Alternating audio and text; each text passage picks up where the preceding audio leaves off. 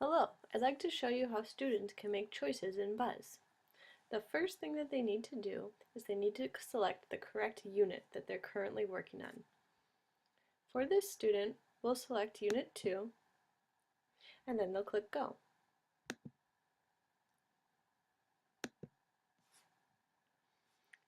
Now, the student will see a bunch of activities to do on the left-hand side in their learning plan and in the center panel under Today's Priorities. I'm going to navigate from the left-hand side, their learning panel. Here we see their first learning target, knowing your peers. Now, in our mastery cycle, students need to start with Learn. So, this student has already completed one Learn and has a required Learn that they have to do above that, Icebreakers activity. Students must do that before they finish the learning target.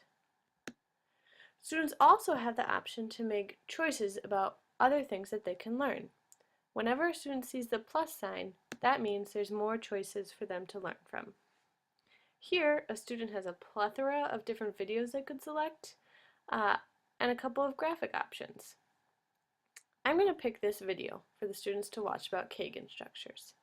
To pick this, I simply click on it, and it will get added to the left-hand side as one of the Learn activities that the student must complete.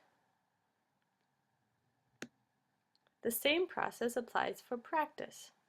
Here, a student has already completed one practice activity for their first learning target, but they have another plus sign. So if they click it, they can find even more ways to practice. They can write a journal entry, they can do an interactive activity, or a project. For this student, I'm going to have them do a project.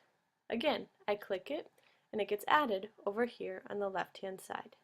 There it is. Finally, the students have an apply activity. Here, it's simply one activity, and the students make their choices in these listed options. When they're done with the apply, they'll open the Dropbox and submit their work electronically.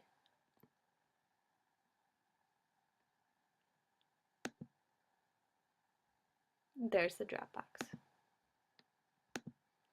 Now, at any time when a student's working on this learning target, if they decide, this activity is not for me, I don't want to do this activity, they can simply hover over the activity here, and there's a little trash can.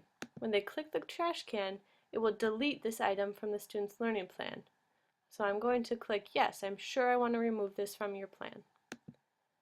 And then the student will no longer have to complete it to complete the overall learning target.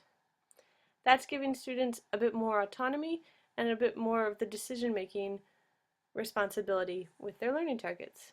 Thanks.